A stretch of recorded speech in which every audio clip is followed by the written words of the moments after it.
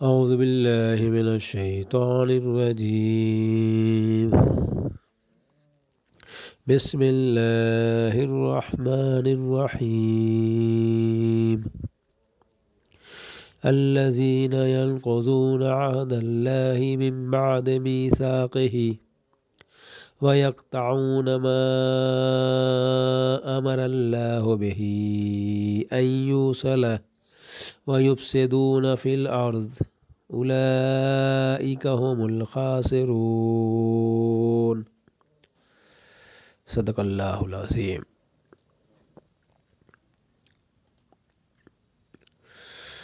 اللہ کے عہد کو مضبوط باندھ لینے کے بعد توڑ دیتے ہیں.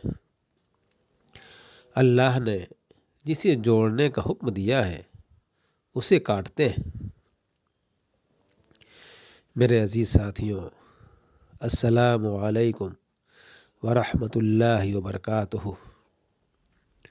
دوستو، جیسا کہ اس سے پہلے والی آیت میں اللہ تعالیٰ نے یہ بات بتائی تھی کہ کچھ لوگ ہیں جو اللہ کا انکار کرتے ہیں اور اللہ کے ساتھ شرک کرتے ہیں. وہ اللہ کے اس مثال پر اعتراض اٹھاتے ہیں کہ اللہ تعالیٰ نے قرآن میں مکھی اور مچھر کی مثال بیان کی ہے، تو اتنے اعلیٰ اور اتنے عرفہ قرآن میں اتنی چھوٹی سی شے کی مثال کیوں بیان کی ہے اللہ تعالیٰ نے؟ ان کا یہ اعتراض تھا. تو دوستو، اللہ تعالیٰ نے ان کے اعتراض کے بارے میں بتاتے ہوئے فرمایا ہے کہ بے شک اللہ تعالیٰ کو کسی مکھی کی یا کسی مچھر کی یا اس سے بھی کمتر کسی شے کی مثال بیان کرنے میں کوئی شرم محسوس نہیں ہے، کیونکہ اسی مثال کے ذریعے سے اللہ تعالیٰ بہتوں کو ہدایت پہ لاتا ہے اور بہت سے لوگ اس سے گمراہ ہو جاتے ہیں. دوستو، اللہ تعالیٰ فرماتے ہیں کہ جو اہل ایمان ہیں وہ ان مثالوں کو دیکھ کر یہ سمجھ جاتے ہیں کہ یہ ہمارے رب کی طرف سے ہے اور یہ حق ہے. اور دوستو، جو گمراہ لوگ ہیں وہ جب ان مثالوں کو پڑھتے ہیں، دیکھتے ہیں، سنتے ہیں تو وہ اور گمراہی کی طرف چلے جاتے ہیں اور وہ یہ کہتے ہیں کہ ان مثالوں سے اللہ تعالیٰ کیا بتانا چاہتے ہیں. تو دوستو، وہ اور گمراہ ہو جاتے ہیں. لیکن دوستو، یہ ہدایت پانا اور گمراہ ہونا یہ کوئی الٹپ مسئلہ نہیں ہے، بلکہ اللہ تعالیٰ فرماتے ہیں کہ گمراہ وہی لوگ ہوتے ہیں جو فاسق ہیں، جن کے دل میں کجی ہے، جن کے دل میں ٹیڑھ ہے، جن کے دل میں کبریائی ہے، جن کے دل میں کبر ہے، گھمنڈ ہے. وہی لوگ گمراہ ہوتے ہیں اور اللہ تعالیٰ نے انہیں فاسق بتایا ہے. دوستو، اس کے بعد اللہ تعالیٰ نے فاسق کے بارے میں یہ تعریف بتائی ہے کہ فاسق کس کو کہتے ہیں. تو اللہ تعالیٰ فرماتے ہیں کہ فاسق وہ لوگ ہوتے ہیں جو اللہ سے کیے گئے عہد کو مان لینے کے بعد، مضبوط باندھ لینے کے بعد توڑ دیتے ہیں. دوستو، یہاں پہ کس عہد کے بارے میں ذکر ہے؟ دوستو، یہ عہد الست کے بارے میں ذکر ہے، جب اللہ تعالیٰ نے تمام دنیا کے انسانوں کی ارواح کو پیدا کیا تھا، روحوں کو پیدا کیا تھا. دنیا میں انسانوں کو بھیجنے سے پہلے تو تمام روحوں کو اللہ تعالیٰ نے اکٹھا کیا تھا اور ان کے سامنے اللہ تعالیٰ نے یہ فرمایا تھا کہ الست بربکم، کیا میں تمہارا رب نہیں ہوں؟ تو دوستو، تمام روحوں نے ایک زبان ہو کر کہا تھا بلا، کیوں نہیں، آپ ہی ہمارے رب. تو دوستو، یہاں پہ یہ اسی عہد کے بارے میں اللہ تعالیٰ ذکر فرما رہے ہیں. اور دوسری صفت فاسقوں کی یہ ہے کہ اللہ تعالیٰ نے جسے جوڑنے کا حکم دیا ہے یہ اسے کاٹتے ہیں. دوستو، یہ بہت وسیع جملہ اللہ تعالیٰ نے بیان فرمایا ہے.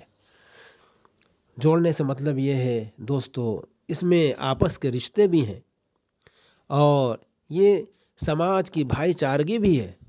ایک انسان کا دوسرے انسان سے تعلق بھی ہے کہ چھوٹے سے فائدے کے لیے بھائی بھائی کے رشتے کو توڑ دیتا ہے، چھوٹے سے مفاد کے لیے بھائی باپ کے رشتے کو توڑ دیتا ہے، اپنی مفاد سوچ کر بھائی بہن سے کٹ جاتا ہے، بھائی باپ سے کٹ جاتا ہے، لڑکا اپنے ماں باپ سے دور ہو جاتا ہے، سماج کے رشتوں کو توڑ دیتا ہے۔ دوستو، سماج میں رہنے والے جس طرح سے تمام مسلمان بھائی ایک دوسرے کے سگے بھائیوں جیسے ہیں، یہ ان سے رشتہ توڑ لیتا ہے، ان سے رشتہ کاٹ لیتا ہے۔ تو دوستو، اسی بارے میں اللہ تعالیٰ بیان فرما رہے ہیں کہ ایسا جو لوگ کرتے ہیں وہ فاسق ہیں۔ جو اللہ تعالیٰ نے رشتہ جو جوڑنے کا حکم دیا ہے، پڑوسی ہیں، پڑوسی کے بارے میں آپ صلی اللہ علیہ وسلم کی بہت زیادہ ان کا خیال رکھنے کی، ان کا دیکھ بھال کرنے کی آپ صلی اللہ علیہ وسلم نے بتایا ہے۔ ہم پڑوسی سے لڑائی جھگڑا کرتے ہیں، ان کے رشتوں کو توڑ لیتے ہیں۔ تو دوستو، یہاں پہ پڑوسی کا حقوق بھی ہے، یہ بھی اس میں شامل ہے۔ دوستو، اس کے بعد اللہ تعالیٰ فرماتے ہیں کیف تکفرون باللہ وکنتم امواتا فاحیاکم ثم یمیتکم ثم یحییکم ثم الیہ ترجعون، کہ کیسے تم اس اللہ کا انکار کرتے ہو، تم اللہ کے ساتھ انکار کا رویہ کیسے اختیار کرتے ہو، حالانکہ تم بے جان تھے، اس نے تم کو زندگی عطا کی، پھر وہی تمہاری جان سلب کرے گا، پھر وہی تمہیں دوبارہ زندگی عطا کرے گا، پھر اسی کی طرف تمہیں پلٹ کر جانا ہے۔ وہی تو ہے جس نے تمہارے لیے زمین میں ساری چیزیں پیدا کی، پھر اوپر کی طرف توجہ فرمائی اور 7 آسمان استوار کیے، اور وہ ہر چیز کا علم رکھنے والا ہے۔ دوستو، یہاں پہ اللہ تعالیٰ یہ بیان فرما رہے ہیں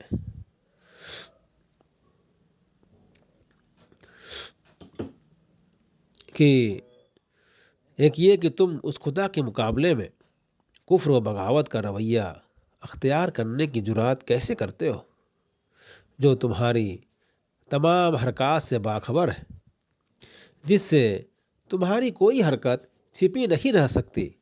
دوسرے یہ کہ جو خدا تمام حقائق کا علم رکھتا ہے، جو در حقیقت علم کا سرچشمہ ہے، اس سے منہ موڑ کر بجز اس کے کہ تم جہالت کی تاریکیوں میں بھٹکو اور کیا نتیجہ نکل سکتا ہے، جب اس کے سوا علم کا اور کوئی منبع ہی نہیں ہے، جب اس کے سوا اور کہیں سے وہ روشنی نہیں مل سکتی جس میں تم اپنی زندگی کا راستہ صاف دیکھ سکو، تو آخر اس سے روگردانی کرنے میں کیا فائدہ تم نے دیکھا ہے؟ صدق اللہ العظیم۔